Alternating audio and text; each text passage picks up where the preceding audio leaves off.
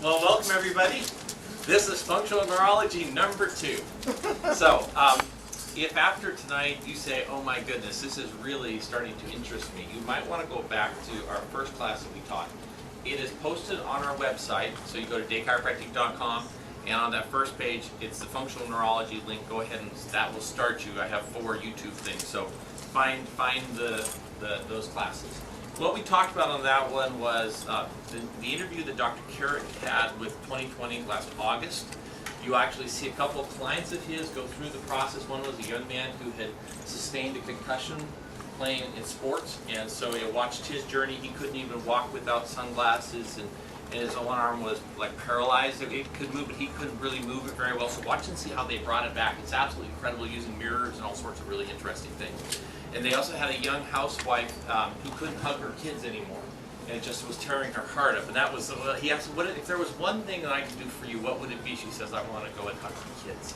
And so you see the significance of what's happening here. So the title of that segment was called "Miracle or Placebo," something like that. So it was really interesting. So that way you can see Dr. Carrick. What I have been doing is going through a postgraduate program put on by the Carrick Institute. So that kind of puts it's Ted Carrick is the guy who really started this way of thinking. At least it was teaching the chiropractors to learn this. We talked about ideas like primitive reflexes. So these are things that if you're new to this whole concept, you won't even know what that is. So go back and watch those things, because you'll want to learn that. And then also I talked a little bit about what had happened with one of my colleagues at a class that I was at, and then also, in fact, we've got the guy I talked about with the car accident. Bruce is here today, and I think we're going to actually hear him tell his story if we have enough time. Tonight, what I want to talk about are the lobes of the brain, and we're going to talk about a concept called temporal binding. Does anyone know what that is? Okay, it's basically how our brain thinks and operates. We'll talk about it as we get to it. And then the third thing that I'm going to focus on your cerebellum tonight. And we're going to talk about that and why that's something that you want to think about and understand to a more in-depth thing. So tonight, how many lobes of the brain, or why don't we say, how many sections of the brain are you familiar with? So she's in the right. It's 5, 6, that sort of thing. It all depends on exactly how you count them. Okay. So tonight, what I've decided is I'm going to pick the 5 major ones, at least as I think about the brain. So the sections would be the frontal lobe, the parietal lobe, the occipital lobe, the temporal lobe, and your cerebellum. Okay. So that's kind of now. What has been real dramatic for me is when I went to chiropractic college, 30-some years ago. Wow. Neurology was pretty much like this. We learned this section of the brain and it does this. And that's kind of the extent of how it was. But I think for you guys tonight, I think that's a really great place for us to start. Where it gets really interesting, though, is the interconnections. And that's kind of what I'm just barely starting to scratch the surface with. So I'm not going to bore you with those sorts of things. But let's talk, first of all, what do you think happens in your frontal lobe? Yes. Thinking. Yes, so don't say not much. So this would be, but it is the higher and more complex motor, thinking, and emotional areas. Okay? So there are, if we could break down the frontal lobe into, there are sections within the frontal lobe that are devoted to very specific things as well. And it's really fascinating. The more that I'm starting to learn this, see, when I went to school, they said frontal lobe, but that was good enough for me, because I didn't do anything with the brain, right? Because in my world, if there was something really bad in the brain, well, we'd send them to a neurologist, right? I was working with the spine. I was working on people's backs. And so kind of, if you think about so I kind of found myself kind of working on the things that I did stuff with every day. But now, what we're realizing is, wait a minute, the nerve system, the brain is a crucial component of that. And if I haven't been paying much attention to the brain, I'm missing a huge element. And in fact, I was at a seminar in Los Angeles last weekend. And I was sitting next to a guy, and we were talking. He's been doing this longer than I have, so I was kind of picking his brain a little bit. And I said, well, what's your practice like? Well, he says, you know, Dr. Day, I'm really not doing that many adjustments on the spine anymore. I'm looking at him and I say, what are you doing? And what he's doing is he's saying, well, I'm taking people who are really sick and they don't know where to go. And what I'm doing is I'm checking to see if what part of their brain isn't working right.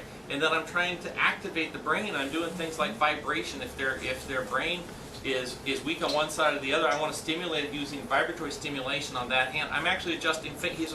So he's telling me I'm adjusting fingers. I'm doing things like that, spinning people around, having them, so we're going to talk tonight about some of these things. Why would you go to a chiropractor who wouldn't actually necessarily even adjust your back? And he says, the problem is in their brains. If we can fix their brains, then a lot of the back problems aren't really that big of a deal, and I fix the brain. And so I'm going, oh my goodness, because you realize this, I've been doing chiropractic, I've been working on people's spine for all these years. And it's not that it's wrong, but it's just, if we start to understand, if we can actually fix the brain, that is, so huge, right? And so that's kind of his next quantum, which where he's at. I'm going, oh my goodness. And so it was wonderful sitting next to him and talking with him, and it's amazing. So it's helping me think more about what can I do to really help somebody. And it's probably not going to just be your spine. In fact, it may be the thing you may need me to do is get your brain working better. And if I can figure that out, that's really exciting. So your frontal lobe, the other thing that the frontal lobe does is that's where the strip is that moves our hands. And so movement, thinking about movement, planning our movements, those sorts of things. Okay. So the parietal lobe is back here. What's in this section of your brain?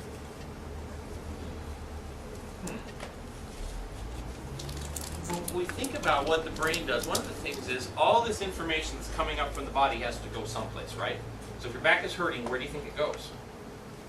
It goes to your parietal lobe.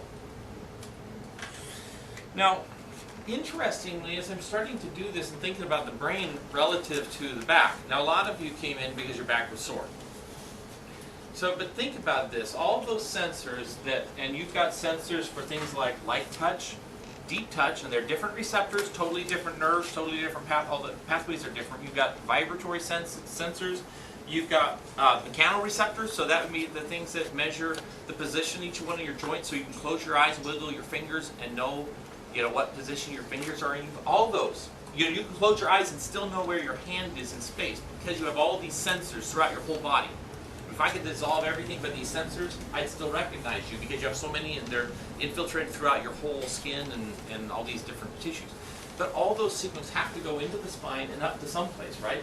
And they go up into the parietal area here. So this is where the somatosensory area is in your brain, where your brain figures out what to do with all this information. Now, it didn't just go up to the brain, it actually routed through something called your thalamus. It actually started through your cerebellum, which we're going to talk about tonight, because along this pathway, your brain has the opportunity to take the information and modify it.